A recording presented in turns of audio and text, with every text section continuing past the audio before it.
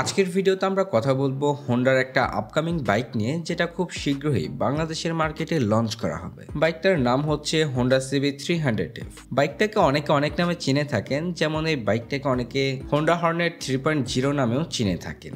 যাই হোক, আজকের ভিডিও এই বাইকটার সম্পর্কে বিস্তারিত আলোচনা করব। বাইকটা কবে বাংলাদেশের মার্কেটে আসবে এবং বাংলাদেশে যখন বাইকটা আসবে তখন এর প্রাইস কেমন হতে পারে, এমনকি বাইকটার ভালো এবং খারাপ দিক সবকিছু নিয়েই কথা বলবো। তো বন্ধুরা, চলুন ভিডিওটা শুরু করি। আর আপনি যদি আমাদের চ্যানেলে নতুন হয়ে থাকেন তাহলে চ্যানেলটাকে সাবস্ক্রাইব করে আমাদের পাশেই থাকবেন, আর তার পাশাপাশি আমাদের ফেসবুক পেজটাকেও অবশ্যই ফলো করে রাখবেন। তো বন্ধুরা, চলুন ভিডিওটা শুরু করি। শুরুতেই তাহলে বাইকটার লুকস অ্যান্ড ডিজাইন এবং এর বিল্ড কোয়ালিটি নিয়ে কথা বলি। বাইকটার লুকস অ্যান্ড ডিজাইন মাস্কিউলার বডির সাথে অ্যারো ডাইনামিক শেপে ফুললি নেকেড স্পোর্টি ডিজাইন করা হয়েছে। এছাড়া ওভারঅল বাইকটার লুকস অ্যান্ড ডিজাইন নিয়ে বলতে গেলে বাইকটার লুকস অ্যান্ড ডিজাইন কিন্তু খুবই সুন্দর। বাইকটাকে দেখতে বেশ ভালোই লাগে, কারণ এর যে ফ্রন্টের ডিজাইনটা আছে এটা খুবই অ্যাগ্রেসিভ লাগে। এছাড়া যদি বাইকটার বিল্ড কোয়ালিটি নিয়ে বলতে যাই, আসলে বাইকটার বিল্ড কোয়ালিটি অত একটা ভালো না। মানে এই বাইকটা হায়ার সিসি হওয়া সত্ত্বেও এর বিল্ড কোয়ালিটি আসলে অত একটা ভালো না। তারপরে বাইকটার পরবর্তী সেকশন নিয়ে কথা বলতে গেলে বাইকটার ফ্রন্টে হেডলাইট হিসেবে পাবেন এলইডি ভালভের হেডলাইট, যার নাইট ভিজিবিলিটি নিয়ে বলতে গেলে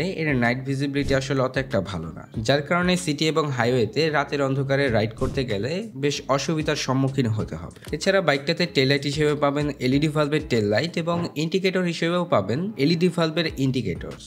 যাই হোক, তারপরে বাইকটার ফ্রন্ট সেকশন নিয়ে কথা বলতে গেলে বাইকটার ফ্রন্টের সাসপেনশন হিসেবে পাবেন ইউএসডি বা আপসাইড ডাউন সাসপেনশন, সাথে পাবেন 17 ইঞ্চি অ্যালয় রিমের সাথে 110 সেকশনের টিউবলেস টায়ার, সাথে ব্রেকিং সিস্টেম হিসেবে পাবেন 276 মিলিমিটারের disc brake with dual channel ABS.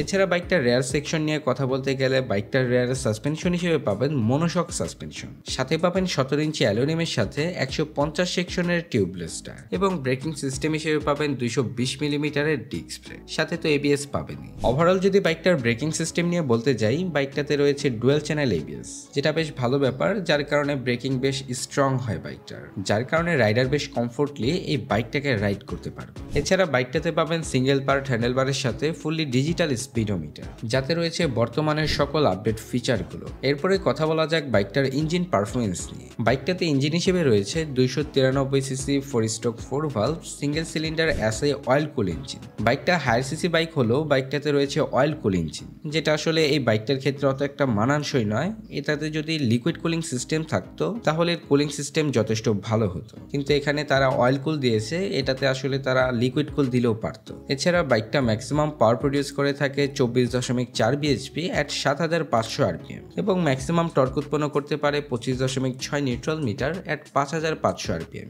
যার কারণে বাইকটা থেকে আপনারা টপ স্পিড পাবেন 160 কিলোমিটারের মতো। এছাড়া যদি বাইকটার মাইলেজ নিয়ে বলতে যাই, বাইকটা থেকে আপনারা সর্বোচ্চ 30 থেকে 35 কিলোমিটারের মতো মাইলেজ পাবেন। এছাড়া এই বাইকটার স্পিডকে মেনটেন করার জন্য বাইকটাতে পাবেন 6 স্পিড গিয়ার বক্স।